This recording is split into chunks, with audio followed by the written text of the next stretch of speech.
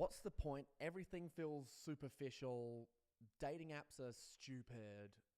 Why doesn't this work for me? Yada, yada, yada, blah, blah, blah, right? So guys, I'm going to get into this for you. We're going to be using authenticity, push and pull, and framing as tools, the pillars in masculine social dynamics. But first, I just want to let you know, we live in the best time for dating. Like, we live in the best time for dating. Like, what do you mean you can go on your phone and you can swipe and find the woman of your dreams? Like, people are getting married off of meeting on Hinge and dating apps and online. I think the difference, and we live in a world where it's so safe, so it's so comfortable and okay for you to go and approach people in public to say hello. There is events and things going on all the time, which is amazing. We can host and bring people to our house and organize events and retreats and build businesses and build, all of these things that are amazing, get aligned with our life and just chase after our dreams, and we get the women that we want. Like, what are you talking about? And we live in a world where women want to give and serve and please us, and all you have to do as men is receive. Blokes, my brothers, we're getting this all twisted. When you're on your legacy, you're on your path, you're on purpose, and you're on vision and mission, a woman is going to come to you and want to support you, be your best friend, be your teammate, and help you through everything. And all you have to do is open your mind and accept it and let go. There was a time where one of my exes spent around $7,000 for me for my birthday. I went all out. I'm talking balloons. I had this huge cake thing of just like raw slice bars. Let's go. I had clothes that she'd purchased. I got my friends all come around that she organized for a surprise dinner. One of my friends flew over to come and see me before our retreat. It was crazy. She purchased me a whole massage day spa thing where we went out for the day and like we got like massaged together, and I had to like let go into to her essentially like leading it, which scared the fuck out of me. And then she purchased me a sauna, which was like $5,500, like this fancy as hell, like amazing sauna. And I was like, oh my freaking gosh, like insane, like so much. And I could not receive it. I was freaking out. My nervous system started disassociating. If you don't know what disassociating means or what it feels like, it kind of just feels like nothing. You kind of just go, oh yeah.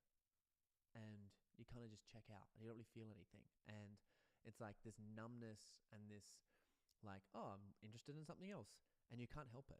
That is a disassociation, like a pattern in your brain, which is jumping you from getting out of the present, which is why women go, oh my God, I don't want a present man. It's like, no, the reason that women want a present man is that they're disassociating themselves and they're experiencing men disassociating, and there's no gap between them. So what they're saying when they're like, I want a man who is present, is they're wanting someone who can stimulate them to be present to help, by being present himself. So it's actually a team thing. It's not a them thing, but the women don't know how to explain it. So there's this cry out for like, I really need a present man. So we're in this amazing position right now when we work on ourselves and we go through like, the law of tension, and we work on our own authenticity to be able to receive this in regards to as a really strong pull, and by being able to receive, there's another pillar in masculine social dynamics called receivership. And I think that is probably the most important one for this. If you're feeling like, oh, this is terrible. So I think the main thing to practice there is receivership. So that is meaning receiving, but leading. We're combining the two words together. And receivership means you lead your partner into being able to receive, and then expand your capacity to receive, because a woman will give you everything. The same way that you want to give her everything. You want to give her the world. You want to give her love. You want to give her your heart. You want to do things for her. You want to feel appreciated and loved, respected and cared for, supported, and encouraged and pushed and challenged to be the best version of yourself, and loved at the same time of doing it. The same way you want to do that is the same way she wants to spoil you, give you gifts, give you her love, right? There's so many ways that she wants to give her your love, and you have to receive it. And you do that by telling her what you like, right? But you got to first do that by figuring out what you want, which is why the first law of masculine social dynamics is what do you want, and want it, right? That is why that is the first pillar and the very first law. Because when you know what that is, then you can direct her. I like this. I like gifts. I like it when you say this. I like it when you touch my neck when I'm driving. I like it when you say sweet words to me. I like it when you send me texts. I like it when you send me photos of your body.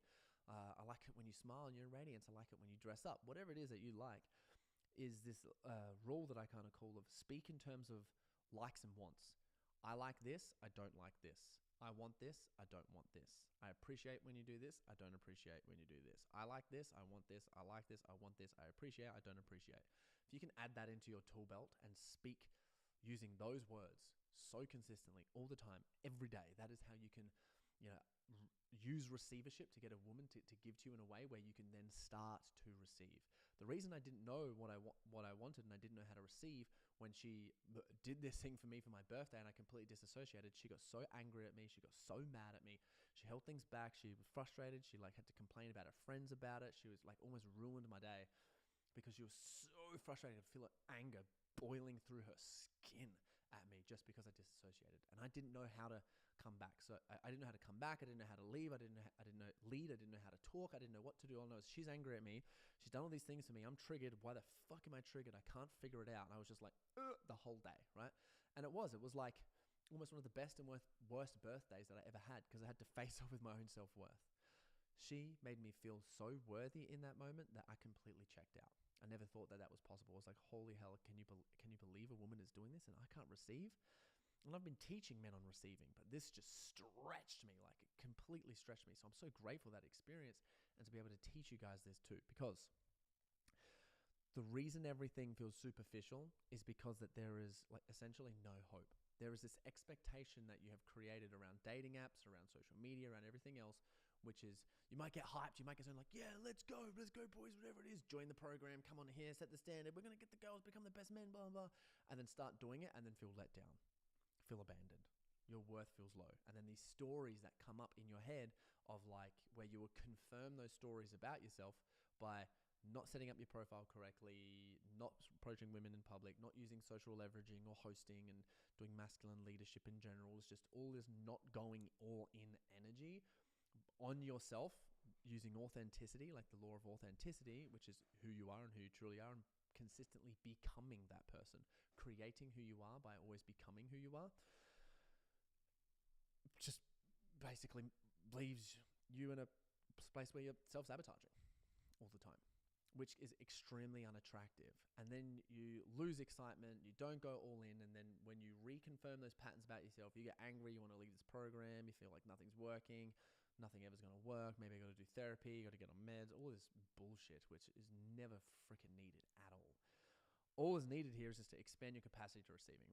You know what you want, you understand it, you start stepping through what you want slowly so that you can receive more. The way that I like to look at it is because I had one of my clients had his wife, I remember she spent 30 grand on a holiday for him and her. Give and take, he's a very successful entrepreneur. She has a very successful business herself. But because he pays for everything, she's got all this spare money. So I use this example. Imagine your daughter has worked hard all day. She's saved up her money to give her dad a gift, right? And then you come up and you go, oh, thank you, baby. You have it instead. It's your gift. You did this. You just completely rejected your daughter. Instead of thank you so much, I will cherish this with my soul and my heart. I appreciate you. Thank you. I want my daughter to get a man who can receive her, right? I want him to receive all of her so that she can just completely feel that she can express herself and not feel shut off. The second we start doing that to our children is the second we start conditioning them to shut off and disassociate. Because if you've spent all this time going to give something to someone, they say no, give it back to you, boom, you disassociate as a kid because you're like, wow, I give them this gift, we turn off. It's what our parents did to us, and that cycle just continues. So if you're finding that, dating apps suck and everything's really hard and what's the point? It feels superficial. I'm never going to meet anyone on there. You're unconsciously already sabotaging yourself to prove that fact to you as being true when it is false. Plenty of people are getting married on Hinge. Plenty of people having the best time on social media. Plenty of people are approaching people in public and using social leveraging and having the best dating experience. It's the best time, guys. It's the best time for dating. To find the person of your dream, the woman of your dreams, and have this love and abundant and happy life is all there for the taking. And this is what's going to teach you that. So I wanted to change your perception on this and then challenge you, right? Is what do you want and who are you? You know what I mean? Really answer these questions. Who are you? Right? And ask that question is I am someone who is, I am someone who is, I am someone who is. Journal that down, write that down. Kind, caring, compassionate, under pressure and struggle, I do this. So think of a list of positive and a list of negative. Who are you, right? Who do you want to show up as? And from that perception is and I want you to look at your social media or your Hinge profile. And if you don't have any of those, look at your current lifestyle and does who you are, becoming who you are, write that list down, match your social media? Does it match your Hinge profile? And does it match your lifestyle? That's it. That's all I want you guys to prompt down on this one. This is going to, when you understand this, is going to completely change your life for the rest of ever and dating experience. You are so worthy, my bro. And if your nervous system still feels triggered and this feels hard, come to the coaching calls, come to our retreat, the next level. This is the embodiment practice, because we can get you pretty much there, right? But if there's some things in here that you know that you're ready to get to the next level, that's why we called our retreat the next level, then get your ass there and move through some of the stuff, right? Get your ass to the coaching calls so that we can coach you through this, run through the practices so that you can have the best experience and be able to hold it in your nervous system. It took me over a year to embody. I was 31, 30 to 2 years, I'm almost 33. 31 was when I had the birthday of just like, it was crazy. And I'm 33 and I can receive the shit out of it now, right? So, big love, guys. See you in the next one.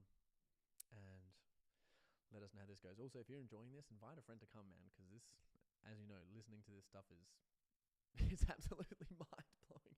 If you don't understand anything, please ask in the forum. Please ask us a question. We're here to help. Catch you guys.